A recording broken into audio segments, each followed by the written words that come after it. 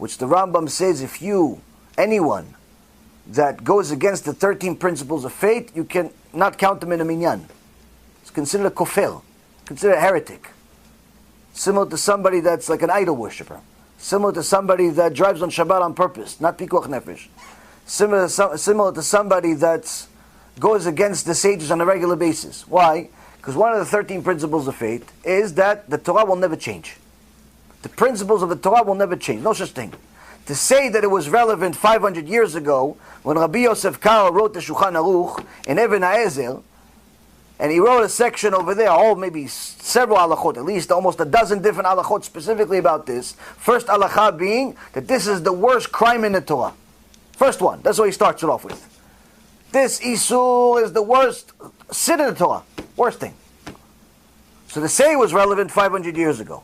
To say it was relevant at the time of the Rambam. And the Rambam writes, someone that weighs seed is considered a murderer. Murder. To say that was relevant at the time of the Rambam, not relevant now. But then it was. To say it was not relevant today, but it was relevant at the time of Gemara, Masechet Nida, page 13, says that someone that weighs seed, it's like he brought the flood. Needless to say, he's supposed to go on nidui. Needless to say, he has din kareh, he should get a death penalty. Meaning, if someone sees him do it, he should kill him. Sanhedrin sees him do it, kill him. But since we don't see him, Hashem is going to kill him. Death penalty. Why? For being by himself? Yes, exactly. Yeah. Why? It's disgusting. Kadosh Baruch Hu hates it. Now, everybody here that celebrated Shavuot and read the common thing that you read during Shavuot is the book of Ruth. The book of Ruth starts off with a story of Ruth and our sister Orpah, who both of their husbands were the sons of Naomi, and both of them died. So the Gemara in Yerushalmi says, how come they died? What did they die for? What did they do? What they do? They wasted seed. They wasted seed, Hashem killed both of them. That's why they died. Ruth and Orpah were widows because their husbands wasted seed. They're married, but they wasted seed anyway. Why? Because wasting seed doesn't have an age, doesn't have a status, doesn't only happen to non-religious people, doesn't only happen to Jews, doesn't only happen to a specific group. No, everybody. A person that does not have Yirat Shamayim, for sure is going to waste seed.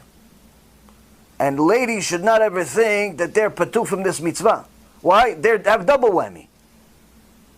They have double whammy. Why? A woman that walks around not modest, she has to know that the eye, as we learned from the Chazon Ish a few weeks ago, the eye is the best camera in history. Why? It not only captures the picture, but it records it without a memory stick.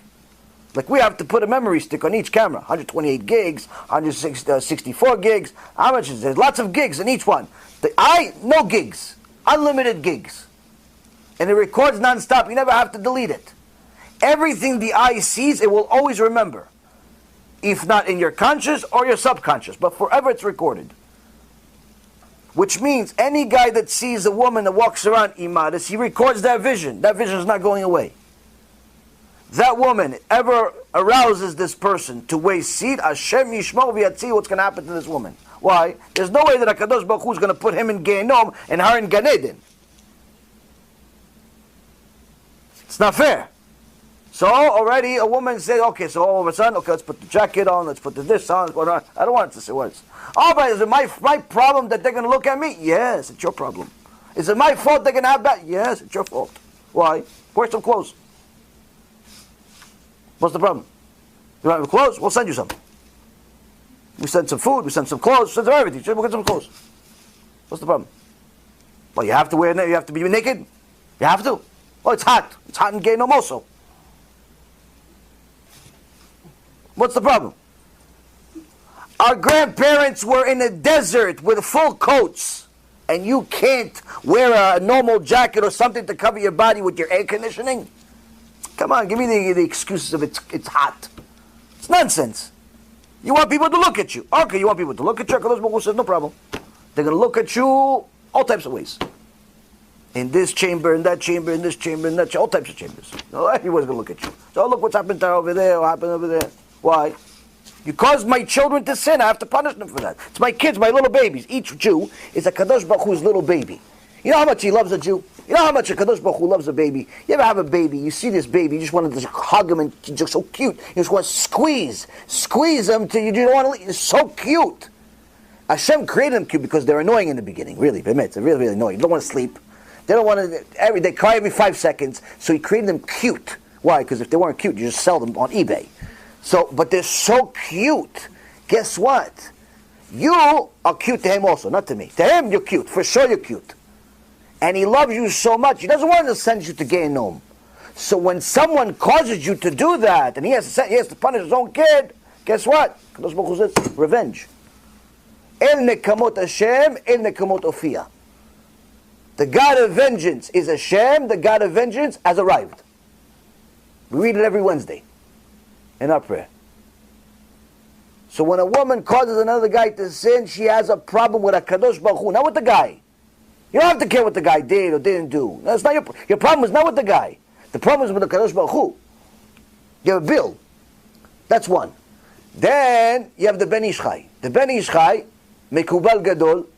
No one's going to say, oh, the Ben Ish Chai, no, we don't take him seriously. Ben Ish Chai says, when a woman is by herself and she does what she does, like a man, she also creates Shidim.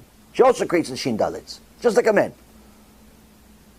And we had a woman, wasn't really a woman, it was a little girl, came to one of my students, told her, yeah, I didn't know until Rabbi Reuven mentioned in the Shiur, what do I do? So, what do you mean, what do you do? You're 11. She said, yeah. What do I do? The girl that she was talking to, Baruch Hashem, she didn't tell me this. I would start crying. She would say, why are you crying, Rabbi? What do I do? And I'm crying. 11 years old. 11-year-old girl tells her, what do I do?